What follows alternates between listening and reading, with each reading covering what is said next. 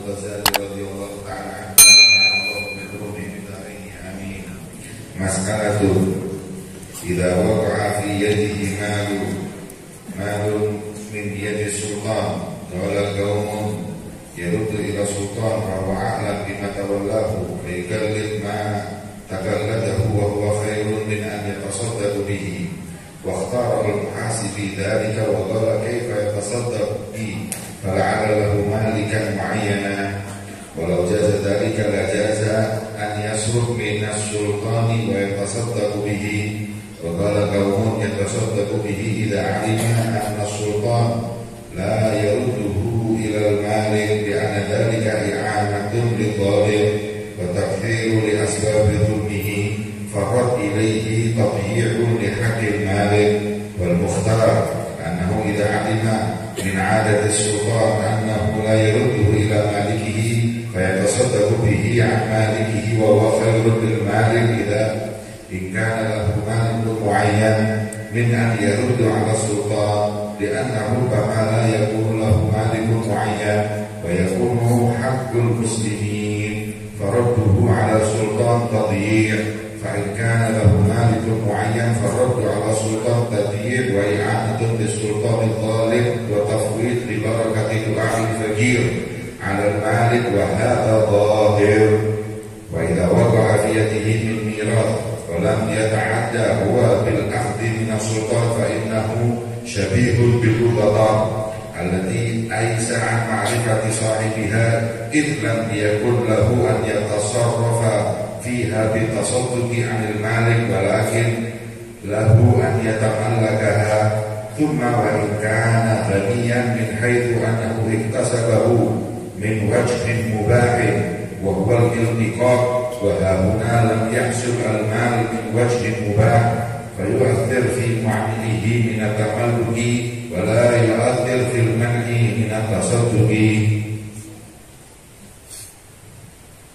رضي الله عنكم. مسألة إذا حصل في يده مال لا مالك له وجوزنا له أن يأخذ قدر حاجته لفقره ففي قدر حاجاته نظر ذكرناه في كتاب أسرار الزكاة فقد قال قوم يأخذ كفاية سنة لنفسه وعياله وإن قدر على شراء بيعة أو تجارة يكتسب بها لعائلة فعل وهذا ما اختاره المحاسبي ولكنه قال الأولى أن يتصدق بالكل إن وجد من نفسه قوة التوكل وينتظر لطف الله تعالى في الحلال فإن لم يكن يقدر فله أن يشتري البيعة أو يتخذ رأس مال يتعيش بالمعروف منه وكل يوم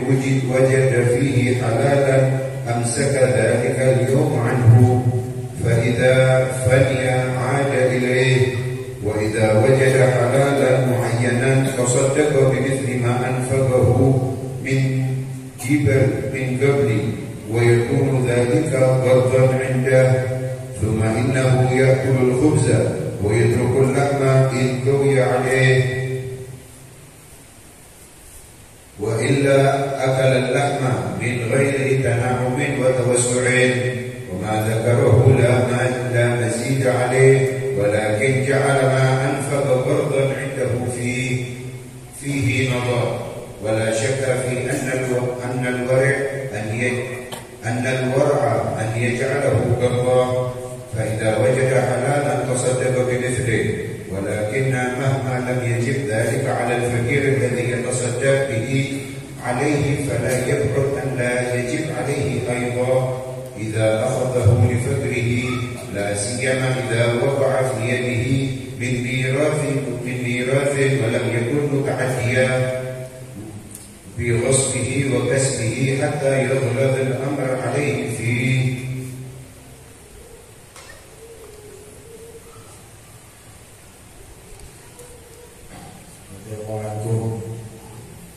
مسألة إذا كان بيده حلال وحرام أو شبهة وليس يخرج عن عادته فإذا كان له عيان فليستفسر بالحلال لأن يتوجه عليه أو أوثر في نفسه منه في عبده وعياله وأولاده الصغار والكبار من أولاد يحرسهم من الحرام إن كان يفضي بهم إلى ما هو أشد منه فإن أفضى فيطعمهم بقدر حاجة وبالجملة كل ما يحضره في غيره فهو محظور في نفسه وزيادة وهو أنه يتناول العلم والعيال ربما تعذر إذا لم تتولى العمل بنفسها فليبدأ بالحلال بنفسه ثم بمن يعول وإذا تردد في حق نفسه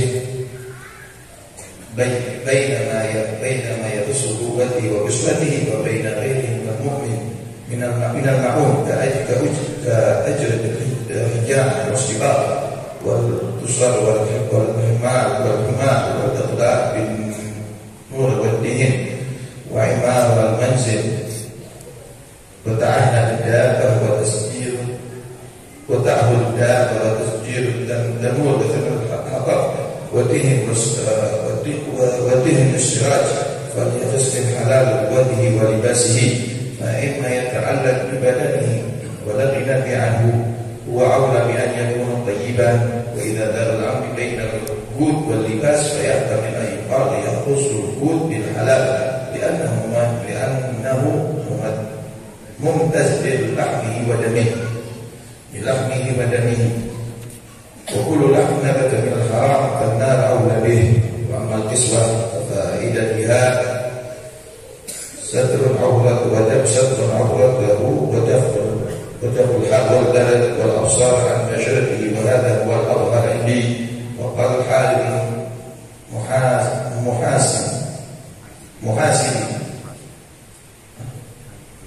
الحارث المحاسبي يكون اللباس كأنه يبقى عليه مدة وطعام لا يبقى عليه لما روى أنه لا يكون الله صلاة من عليه الثواب من عليه الثواب اشتره بعشر دراهم فيها درهم حرام وهذا محتمل ولكن أمثل هذا قد ورد في بدء الحرام ونبت لحم من حرام فمراعاة اللحم والعظام أن ينبته من الحلال أو لا ولذلك فبين الصديق رضي الله عنه ما شربه من الجهل حتى لا ينبت منه لحم يثبت ويقع.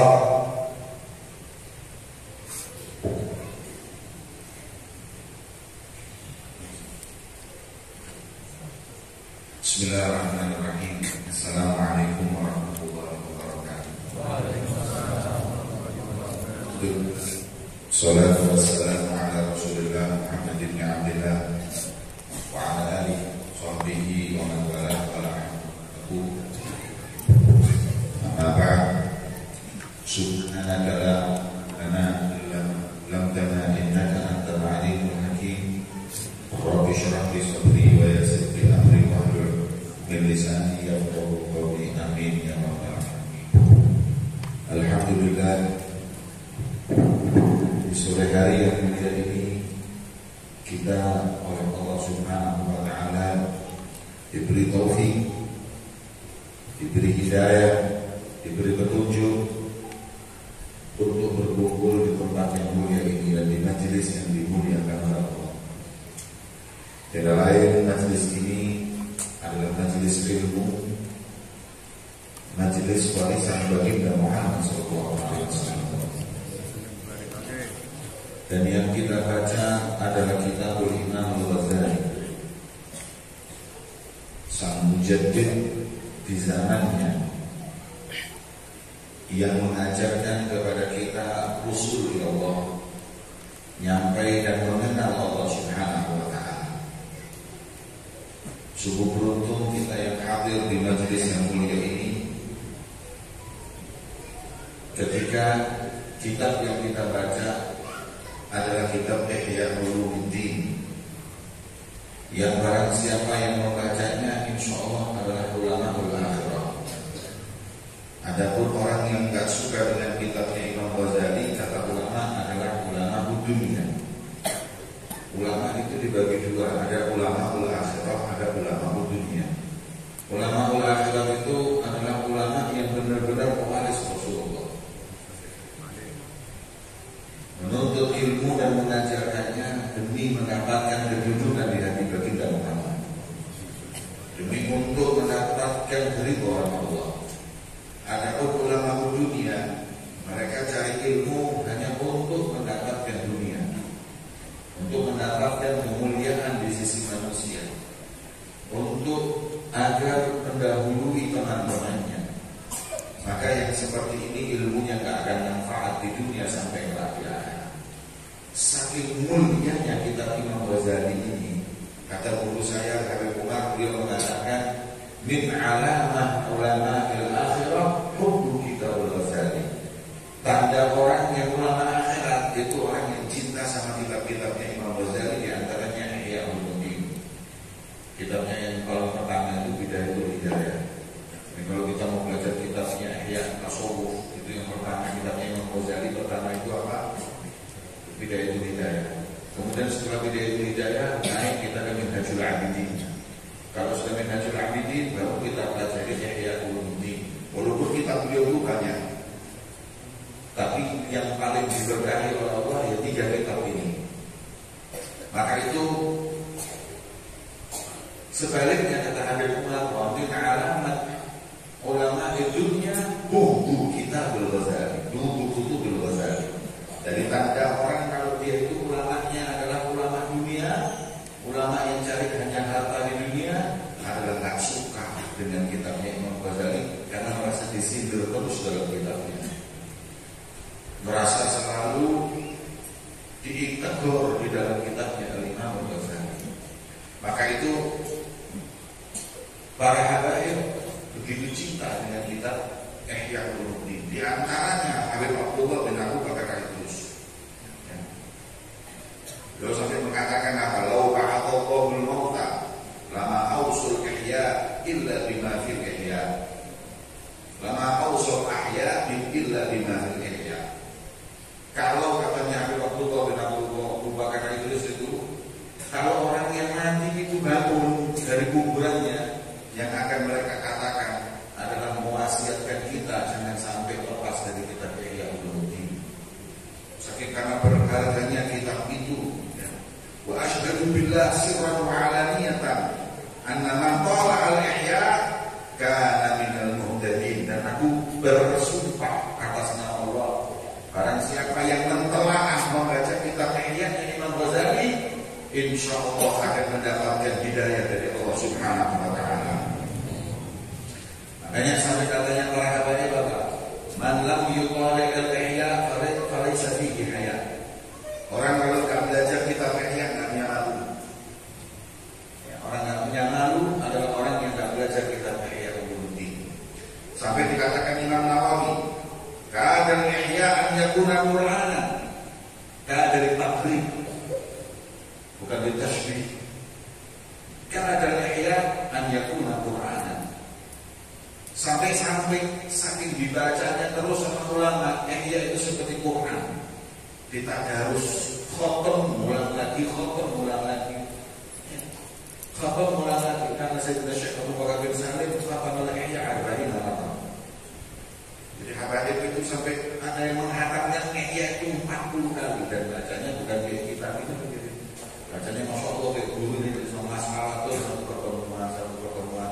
Dulu pas belajar sama Habib Umar dulu 5 tahun di sana, Ihya itu masih juz 1 belum potong. Itu 5 tahun. Juz 1 belum potong. Apa itu? Nah, makanya 5 tahun nggak selesai. Padahal tiap sore seperti ini orang, kecuali dari Jumat, kecuali hari Kamis. Jumat bisa potongnya Ihya. Tapi tak hatam-hatam. Guru saya Habib Shalih bin Ahmad Al-Idrus juga begitu. Kalau menyarankan Ihya, subhanallah, setiap kali pertemuan cuma satu kalinya. Maka itu gimana? Anak Abdullah bin Abu Bakar Al-Idrus, anaknya Habib Abu Bakar Al-Idrus, khatam Ihya arba'in maratan. Khatam Ihya itu 40 kali.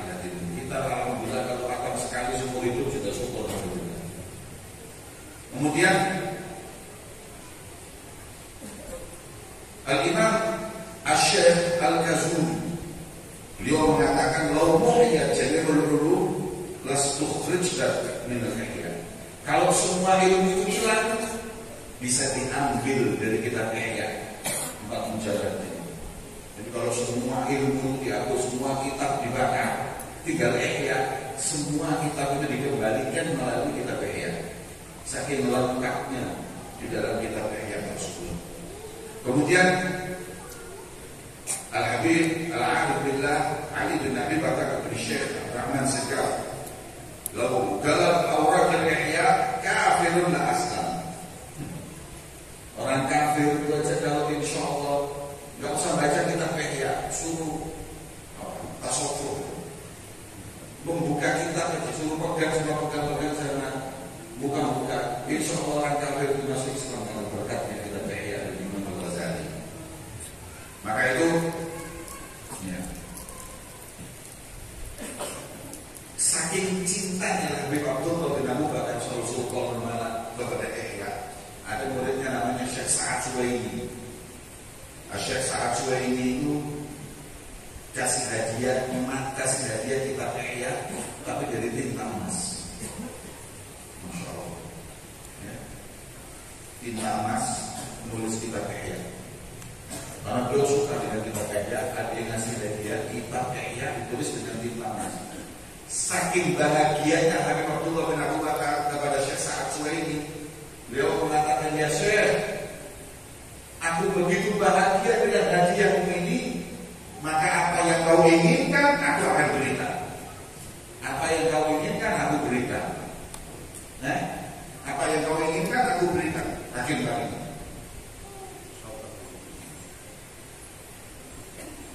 Kemudian katanya Syekh Sa'ad Suwaini, uridu an amdur al-jannah wa ana fi dunya. Saya cuma minta satu. Saya mau lihat surga dan saya di dunia. Apa yang dilakukan dengan Syekh? Kalau dia Abu bin Umar itu kata dia sini.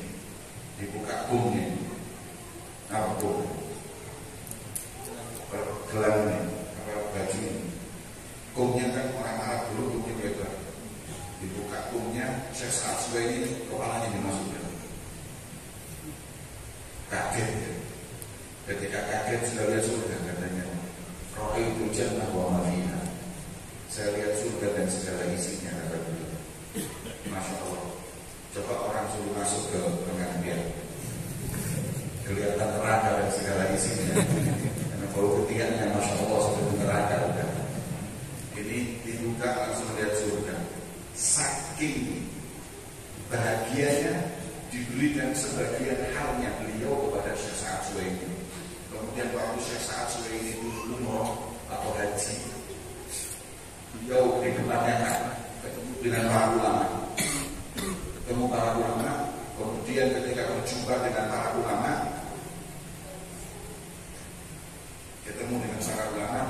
para ulama membanggakan ilmu dan lain-lain. Katanya Syekh Sa'ad Suwaini, wallahi law mubiha rijalul Qusyairiyah fi kifatin wa ana fi kifatin. Demi Allah, kalau itu seperti timbangan, satu timbangan semua aulia yang ada dalam kitab Risalah Qusyairiyah itu di satu timbangan, wa ana fi kifatin la ta'akhatu anhum lima malakani min al-idrus.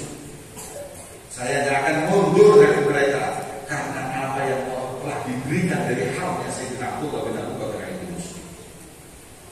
Nah itu, ini kata kitab Ihya yang apa namanya, yang dihadiahkan kepada beliau. Maka beruntung kita yang membaca kitab Ihya Ulumuddin ini, beruntung. Semuanya adalah barokah. Wa kana ala bi'alami qabla an yasil ilayhi min Ihya al-Ghazali aradu an yusaddiqu kitaban lahum wa liman ba'dahum wa yahfaz 'alaihim siratuhum wa ma wajadu 'alaihi salafahum min al-'ilm wal 'amal fa bainama huwa yastawiruna 'ala fi'l dhalik wasara ilaihim kitabul Ihya fa'ajabahum wa wafaqahum wa ta'u bihi min kitabil akhar. Disebutkan para habaib itu kumpul ingin mencetak kitab, membuat kitab, menulis buku yang dipakai pegangan untuk semua habaib seluruh dunia sampai yaumul qiyamah. Suruh pegangan ini. Habaib kita ini bahaya. Para alawiyyin, para turjuriannya Rasulullah ini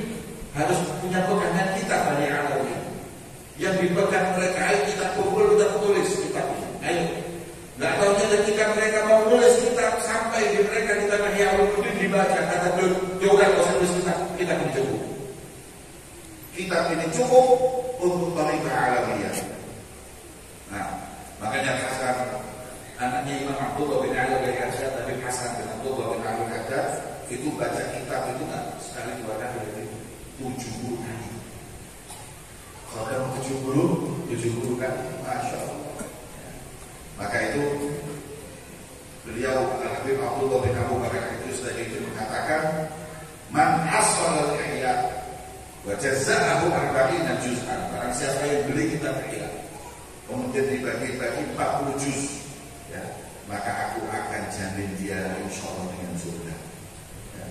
Walau masami abidalika Syekh Bakatir asal arba'ina juz'an wa ja'ala atba'an wa fara'id wa atbi'ila Habib Abdullah bin Abu Bakar Idrus. Faqala Sayyidina Idrus anta zidta wa nahnu nazidu utlub ma syi'ta. Faqala ad-dhamanah bil jannah imanan bil ghaib. Kemudian muridnya tadi itu ada namanya Bakatir, beliau langsung menulis, melakukan, mempraktekkan apa yang diingini. Di kitab itu dirapikan semuanya sampai seperti yang dikatakan, saking senangnya beliau mengatakan, kau atur urusan ihya, aku atur urusannya. Kamu mau apa sekarang? Jawabannya, saya ingin jaminan dari nanti untuk bisa masuk surga Allah Subhanahu wa Ta'ala. Kemudian akhirnya sudah ditambah lagi, wa ana uridu an anzura, dan aku mau lihat surga itu qiyanan, langsung. Faqala lahu terus disyaratkan la tusafir wa la yajma'ni wa iyal majlis. Wa qala na'am, fa amara syekh itu an yadula ila qubri. Fa nadhara al-jannah wa qusuriha wa uriha wa adariha wa asjadiha. Wa sayyidina Idrus al-an ma'a yajma' baini wa baina majlis asafar syekh ila Makkah wa aku maqam 'azim di bawah kata Idrus. Nah, Bakatir ini juga seperti itu. Akhirnya lihat surga di sini. Lihat surga dan istananya, bidadarinya semuanya. Kemudian beliau mengatakan, sudah sekarang kamu jangan lepas majelisku sampai selesai. Ketika selesai, sekarang kau boleh ke Mekah untuk meneruskan karirmu di sana. Akan tetapi sudah penuh daripada hal yang diberikan oleh beliau Sayyidina Abdullah bin Abu Bakar al-Idrus. Maka itu hadirin yang dimuliakan oleh Allah Subhanahu wa Ta'ala. Beruntung ini kita ini. Kalau Habib Abu Bakar segera bersih, itu setiap hari sulit rumahnya dibuka untuk baca kitab ihya. Ya. Pokoknya ini bacaannya orang-orang soleh, yang betah ya orang soleh. Kalau nggak soleh nggak betah ini. Untuk hadir majlis ihya. Maka dari dalam kitab ihya disebutkan tentang pentingnya kita hati-hati urusan harta, lebih-lebih harta yang dari sultan, pejabat. Ya. Harta dari sultan, pejabat. Gimana hukumnya kita menerima dari pejabat harta? Kita tahu semuanya bahwa tasawwuful hukam manutun birra'iyah, di masalah ra'iyah. Jadi yang namanya pemerintah itu uangnya harus untuk kemaslahatan rakyat, nggak boleh pribadi. Makanya nggak boleh menerima uang dari pejabat buat haji punya orang. Itu uang rakyat kok buat umum. Makanya ada ulama pergi haji dari uangnya pejabat. Ini pejabat mengeluarkan APBD, anggaran itu apa namanya? APBD. Terus uangnya dikasihkan guru, kiai, habib. Silahkan berangkat untuk haji. Nggak boleh, karena tasawwuful hukam itu ngeluarin duitnya zakat itu nggak boleh buat pribadi, tapi untuk masalah rakyat, untuk masalah rakyat. Bangun masjid boleh, bikin jalan boleh, ini boleh, tapi kalau untuk pribadi nggak boleh. Apalagi buat haji atau umroh. Ini ustadz ini tetap terima berangkat haji. Pas berangkat haji, rom di jumroh, melempar jumroh, akobah, setan.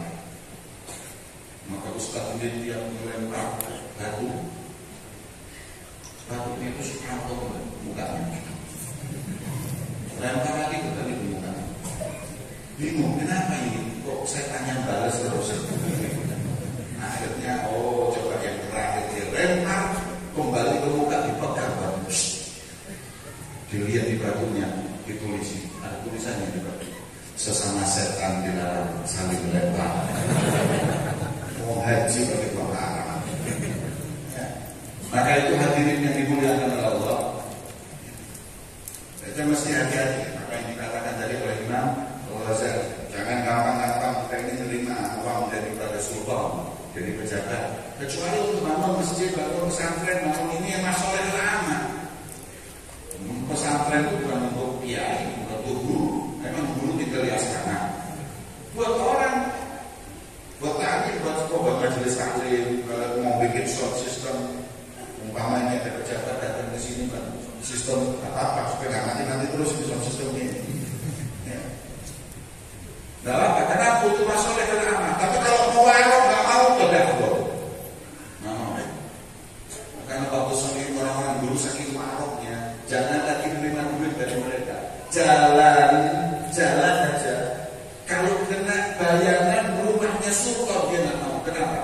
Takut dia mengambil untung dari temboknya rumah sultan. Gimana terima duit? Tahu kan biar kalau orang jalan itu kalau ada tembok ini tembok rumah sultan. Kena matahari kan akhirnya kan supaya kita nggak kepanasan lewat situ. Lewat itu tidak mau. Kenapa? Ini berarti saya ngambil keuntungan dari pejabat. Ya. Makanya hati-hati. Hal-hal seperti ini mesti dihati-hati. Karena tadi diingatkan oleh Imam Ghazali, orang kalau makan haram itu lebih parah daripada orang main barang najis. Biar kena jilat anjing, dibersihin, selesai. 7 kali, satunya diantaranya dengan turap atau dengan debu, selesai. Tapi kalau umpama yang najis daging gimana? Daging najis kenapa? Yang makanan haram bersih gimana? Makanya kata Nabi SAW, dululah minta datang min syuktin, karena Allah setiap daging yang tumbuh dari barang yang haram yang paling berhak menerima adalah neraka Allah Subhanahu wa Ta'ala. Tidak bisa bersihnya hadirin. Tidak akan pernah orang makan haram itu bisa kembali kecuali dengan Rabbul Madzalim, mengembalikan kepada yang punya. Dia makan uangnya orang haram, tidak bisa kecuali dia mengembalikan uang itu. Sampai nanti pun tidak akan diampuni kecuali mengembalikan harta. Makanya kata gampang orang yang bilang habaib kita, habaib ini para habaib Tariqah Bani Alawi itu dalam segala hal hati-hati lebih dari 2 hal. Dalam 2 hal ini lebih hati-hati lagi. Yang pertama ikhwan nisa, nikah. Habaib Tariqah itu kalau nikah ini mobil itu nikah bil mahri ma'ruf, mobil itu taswijah bil mahri ma'ruf, mobil itu nikah atau taswijah si bisa dibilang 3 kali. Karena saking takutnya kalau nanti ada yang nggak sah. Jadi dalam urusan pernikahan mereka hati-hati agar apa? Anaknya nggak keluar dengan anak yang zina. Kalau nikahnya nggak sah, anaknya zina. Yang kedua, wa fi amwalin nas, harta orang. Nggak gampang-gampang masuk ke perut harta orang, nggak boleh. Jadi kalau harga itu hati-hati makan barang orang. Maka kalau ada harga itu tapi naudzubillah bohongin orang sana, bohongin orang sini. Ini banyak apa ya? Kalau harga itu nggak gitu kan ini. Harga itu nggak berani makan haram. Harga itu hati-hati banget apa yang masuk ke mulutnya, hati-hati. Ini tolong kakek-kakek mereka seperti itu. Nah kalau dia terus kemudian bohongin orang, kemudian ngambil makan, uangnya dimakan, nah apa itu kejarannya ada? Itu oknumnya ada. Apa tidak seperti itu? Apa paling hati-hati urusan masuk perut ini? Coba lihat kita Manhajus Shalihin yang ditulis sama Imam Al-Habib Zain bin Ibrahim bin Smith di Babul Waraq tentang bagaimana para habaib kita itu dulu berdiri. Tahu nggak? Kalau bagi uang zakat, dia tahu kadang zakat di sana itu kurma itu kalau habis dibagi di tangan ada apa? Ada sisanya nempel. Itu kan kita kan langsung aja gitu. Habis bagi, kemudian bagi jilat mereka. Kalau sudah bagi, setelah bagi semua, tahu, kemudian ambil air segelas, dicuci di air, kemudian dipanggilkan orang miskin pada suruh minum supaya lengkap dia sudah bagi. Sampai sisa di tangan dibagi. Nah, makanya Imam Al-Ghazali dalam kitabnya tadi mengingatkan kita tentang pentingnya kita punya sifat wara.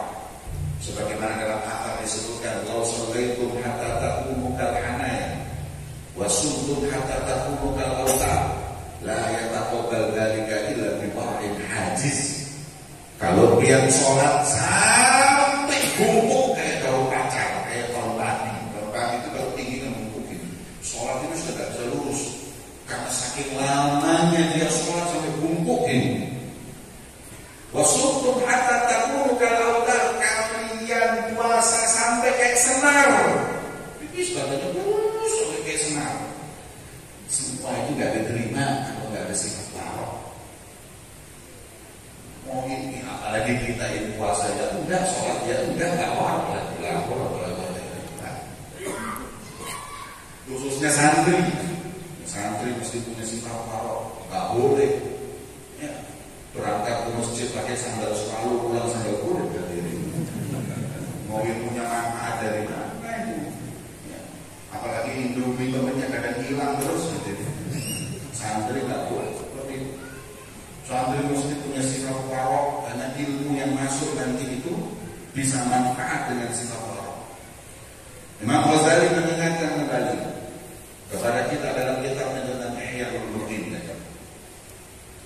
bahwa sesungguhnya mereka orang-orang yang wara tersebut, mereka orang-orang yang akan bahagia dunia dan akhirat, berhasil dalam kehidupannya dunia dan di akhirat nanti. Coba lihat bagaimana beliau menyebutkan pendapatnya Imam Al-Muhasibi dalam hal-hal yang seperti itu. Kalau menghati-hati seperti ini, boleh seperti itu, boleh seperti itu, tapi afdalnya Allah seperti ini, agar kita ini punya sifat wara, punya sifat hati-hati dalam bermuamalah dengan orang, ya, dalam bekerja dan yang lain-lain. Ya, semoga Allah Subhanahu wa Ta'ala menjaga kita dan keluarga kita dari hal-hal yang diharamkan oleh Allah. Pada akhir kitab beliau menulis tentang peristiwanya Sayyidina Abu Bakar Siddiq. Tahu nggak, Sayyidina Abu Bakar Siddiq itu dikasih roti sama orang, anak kecil datang kasih roti. Kemudian roti tadi itu diambil dimakan. Ketika dimakan, katanya anak tadi, wahai Khalifah, itu aku dapatin roti di jalan, berarti malah subhat. Apa subhat itu? Bukan punya dia, dikira hadiah dari anak itu buat kita, tapi itu nggak tahu nemu di jalan. Kemudian beliau keluarkan roti yang dimakan itu dengan jari-jarinya, dimulai sampai muntah. Satu sahabat berkata, segitunya bahwa sampai mau muntahin, kenapa? Kata beliau, wallahi demi Allah, laulam yakhruj hadha ta'am illa bi ikhrajihi ila akhrajtuh. Kalau makanan ini enggak keluar kecuali dengan mengeluarkan nyawamu, aku keluarkan. Mati enggak apa-apa, yang penting jangan makan haram berhubung. Karena Rasulullah mendengarkan setiap daging yang tumbuh dari yang haram, maka itu setiap daging yang tumbuh dari barang haram, maka orang pantas menerimanya. Kemudian dikatakan tentang keutamaan kita fikih, la yang bagi an yamur ala insan yaum la yakrafihi kitab min kutubul Imam Al-Ghazali. Enggak sepantasnya bagi seorang untuk lewat satu hari tanpa membaca kitab Imam Ghazali, ya. Atau kitabnya Abdullah bin Alawi Al-Haddad. Kitab Imam Haddad itu juga penting, ya, seperti ini. Risalah Mu'awana dan lain-lainnya itu juga dibaca. Itu mukhtasar. Anda tahu ya, kitab Ihya Ulumuddin berapa jilid? 4. Dalam ada kitab 4 ada 5, tergantung cetakannya. Kalau mau dirapiin ada cuma 1 besar. Nah, untuk membaca kitab Ihya yang sebegitu banyak, kesulitan. Imam Haddad mengarang kitab namanya apa? Nashul Jamiah, Mukhtasar Ihya. Jadi ikhtisarnya Ihya untuk pemula ini di kitab Nasruddin. Terus kemudian kata beliau untuk baca kitab Ihya ini yang sebegitu panjangnya diikhtisar lagi. Apa mukhtasarnya Nasruddin dan mukhtasarnya Ihya? Qasidah. Ilaika bitaqwallahi fi sirri wal alan wa qalbaka nadhifhu min ar-rijsi wad darar. Ini cuma berapa bait itu. Ilaika bitaqwallahi fi sirri wal alan wa qalbaka nadhifhu min ar-rijsi wad darar. Itu kitab itu qasidah itu ikhtisar atau intisari ringkasan semua kitab-kitab Mujallat Ihya. Masya Allah. Makanya Imam Haddad beliau mengatakan di anak kitab al-umma bimanzilatil hud bal yanbaghi al-insan an yanzur qira'at kitabihima wa hadha makna. Disebutkan ini yang namanya kitabnya Ihya, kitab Imam Ghazali seperti Ihya, Bidayatul Hidayah, Bidayatul Najil Abidin, atau kitab Haddad Imam Nasruddin Al-Salam Mu'awana dan lain-lain. Itu kalau diibaratkan nasi yang tidak bisa kita tinggalkan tiap hari. Maka beliau mengatakan kalau perlu kita nadar tiap hari baca kitabnya Imam Ghazali atau kitab Imam Haddad supaya tidak terlalu dalam hidup kita itu sia-sia. Masya Allah. Beruntung kita sore hari yang mulia ini kita bisa baca kitabnya Imam Al-Ghazali radhiyallahu taala anhu. Insyaallah barokah buat kita semuanya. Ya, khususnya kitab Imam Haddad itu juga dibaca karena lebih mudah bahasanya, ringkas khususnya untuk santri-santri cocok. Ya, kita baca insyaallah diberkahi oleh Allah Subhanahu wa taala. Dalam kesempatan yang mulia ini saya ingin mengijazahkan kepada yang seberapaan kitab-kitab yang telah ulun baca, ulun pelajari atau ambil ijazahnya dari guru-guru. Al-Habib Umar bin Muhammad bin Salim bin Hafid, Al-Habib Abdullah bin Syahdi, Al-Habib Salim bin Abdullah bin Umar Syafi'i, dan lain-lainnya dari para guru Al-Bagir, Habib Saleh bin Ahmad Al-Idrus, yaitu saya ijazahkan membaca kitab-kitabnya Imam Abdullah bin Ali bin Haddad, silsilah kitab ulum Imam Haddad. Maka apabila sah ijazah tersebut, insyaAllah alaina al-ijazah faqad ajaznakum wabiltul ijazah. Semoga berkah buat kita semuanya. Amin ya rabbal alamin. Wassallallahu ala sayyidina Muhammadin wa ala alihi wasallam. Alhamdulillah rabbil alamin. Dan insyaallah semoga guru siapa? Muhammad Imam Busiri, masyaallah, Muhammad Busiri Sahibul Burda. Semoga beliau sehat panjang umur, senantiasa ajar kita, masih memberi kita yang manfaat. Amin ya rabbal alamin. Allahumma aftah alaina wa alal hadirin futuhal arifin, fakirna wa iyyakum fid din, wa alanna wa iyyakum ta'wil, wa yahdina wa iyyakum ila sawa'i sabil, wa yarshudna wa iyyakum fahman nabiyyin wa ajwal mursalin wa ilham malaikatil muqarrabin, wa ja'alna wa iyyakum minal ulama al-'amilin ar-rasikhin الذين فرض بهم عين سيد المرسلين على هذه يوم الصالحات جامعة